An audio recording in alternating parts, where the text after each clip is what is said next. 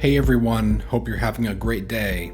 You're listening to the RX Daily Dose. Today's episode is being recorded for Wednesday, August 11th, and I'm your host, Ian Parnagoni. We update this podcast for healthcare providers, medical professionals, and anyone who has an interest in drug updates.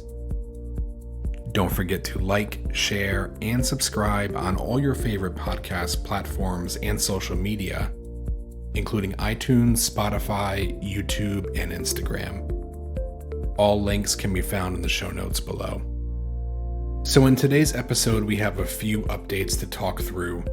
The first is the approval of the new Lantus biosimilar called Semglee that will be the first interchangeable insulin product. And we'll also talk through approval of Nexviazyme for Pompeii disease and approval of Rezurock for chronic graft versus host disease. As always, feel free to skip around. I'm going to include times in the show notes so you get the drugs that interest you. First up this week, the FDA approved the first interchangeable biosimilar insulin product, indicated to improve glycemic control in adults and pediatric patients with type 1 diabetes and in adults with type 2 diabetes. Insulin glargine YFGN, which goes by brand name Semglee, is both biosimilar to and interchangeable with its reference product Lantus, which is a long-acting insulin analog. Semglee is the first interchangeable biosimilar product approved in the US for the treatment of diabetes. Some quick definitions for everyone. Biologic products include medications for treating many serious illnesses and chronic health conditions, including diabetes. A biosimilar is a biological product that is highly similar to and has no clinically meaningful differences from a biologic product already approved by the FDA, which is also called the reference product. An interchangeable biosimilar product may be substituted for the reference product without the intervention of the prescriber. The substitution may occur at the pharmacy, a practice commonly called pharmacy-level substitution, which, like how generic drugs are substituted for brand-name drugs today, are subject to state pharmacy laws, and those vary by state. Biosimilars marketed in the US typically have launched with an initial list price 15 to 35% lower than comparative list prices of the reference product. More than 34 million people in the US today have been diagnosed with diabetes, which is a chronic health condition that affects how the body stores and uses sugar and other nutrients for energy. Most food is broken down into sugar, which is also called glucose, and then released into the bloodstream. When blood sugar levels increase, it signals the pancreas to release insulin, which acts like a key to allow blood sugar to enter the body's cells to use for energy. With diabetes, the body doesn't make enough insulin to keep sugar levels regulated in the normal range. All biological products are approved only after they meet the FDA's approval standards. The approval of Semglee as biosimilar to and interchangeable with Lantus is based on evidence that showed the products are highly similar and that there are no clinically meaningful differences between Semglee and Lantus in terms of safety, purity, and potency. It also showed that Semglee can be expected to produce the same clinical results as Lantus in any given patient, and that the risks in terms of safety or diminished efficacy of switching between Semglee and Lantus is not greater than the risk of using Lantus without such switching. Semglee is offered both in 10 milliliter vials and 3 milliliter pre-filled pens, and is administered subcutaneously once daily. Dosing of Semglee like Lantus should be individualized based on the patient's needs and should not be used during episodes of hypoglycemia or in patients with hypersensitivity to insulin glargine products. Also, like Lantus, Semglee is not recommended for treating diabetic ketoacidosis. Semglee may cause serious side effects including hypoglycemia, severe allergic reactions, hypokalemia, and heart failure. The most common side effects associated with insulin glargine products other than hypoglycemia include edema, lipodystrophy, weight gain, and allergic reactions, such as injection site reactions, rash, redness, pain, and severe itching. The FDA released new materials for healthcare providers to enhance understanding about biosimilar and interchangeable biosimilar products, including a fact sheet about interchangeable biosimilar products. A couple things to remember with Semglee. There is a Semglee currently on the market and was approved back in 2020 also from Mylan Pharmaceuticals. The current Semglee on the market is not interchangeable with Lantus.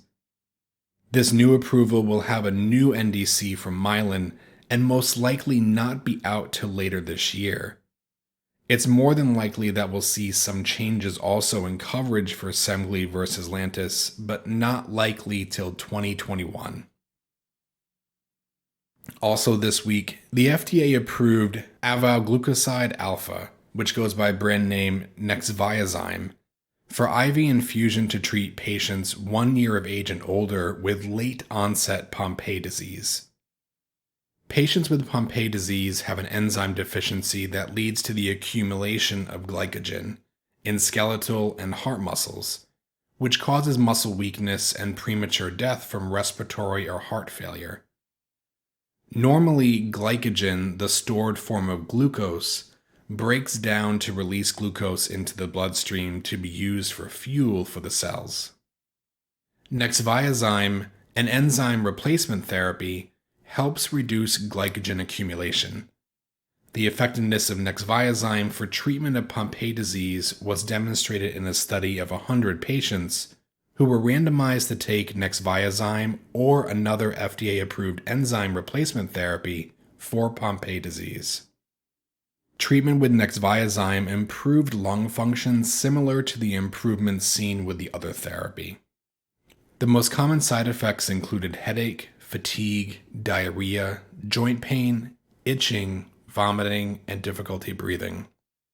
Serious reactions included hypersensitivity reactions like anaphylaxis and infusion-associated reactions including respiratory distress, chills, and raised body temperature. Patients susceptible to fluid volume overload or with compromised cardiac or respiratory function may be at risk for serious acute cardiorespiratory failure.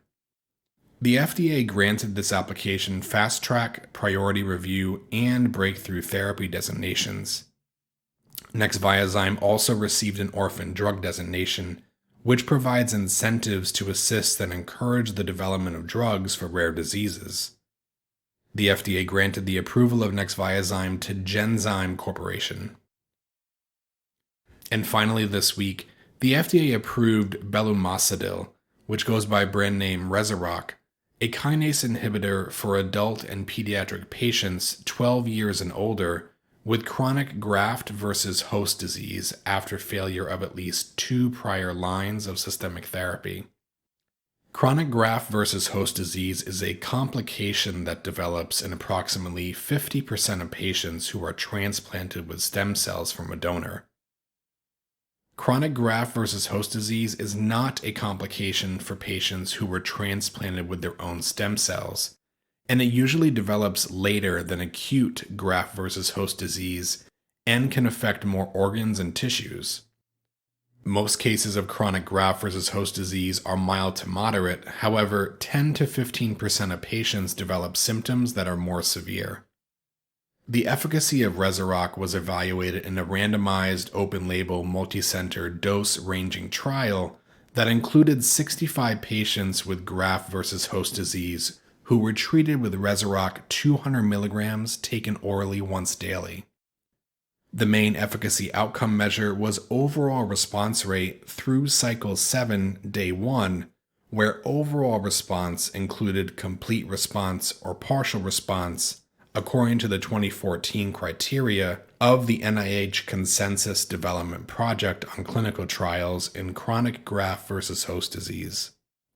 The overall response rate was 75%. 6% of patients achieved a complete response, and 69% achieved a partial response. The median time to first response was 1.8 months, and in patients who achieved response, no death or new systemic therapy initiation occurred in 62% of patients for at least 12 months since the response. The most common adverse reactions were infections, nausea, diarrhea, cough, headache, and hypertension. This review was conducted under Project Orbis, an initiative of the FDA Oncology Center of Excellence. Project Orbis provides a framework for concurrent submission and review of oncology products among international partners.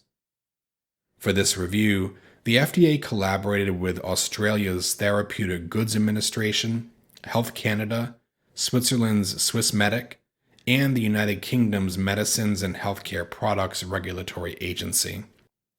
This review also used the Real-Time Oncology Review pilot program, which streamlined data submission prior to the filing of the entire clinical application, and the assessment aid, a voluntary submission from the applicant to facilitate the FDA's assessment.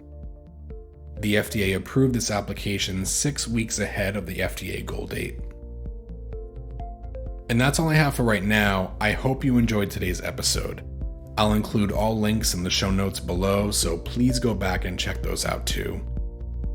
Please connect with me on any of your social media platforms and give me feedback on what you heard today. I'd love to know what you thought about the episode. And as always, feel free to like, share, and subscribe wherever you listen to your podcasts. And thank you so much for tuning in. Stay safe out there, and I hope you enjoy the rest of your day.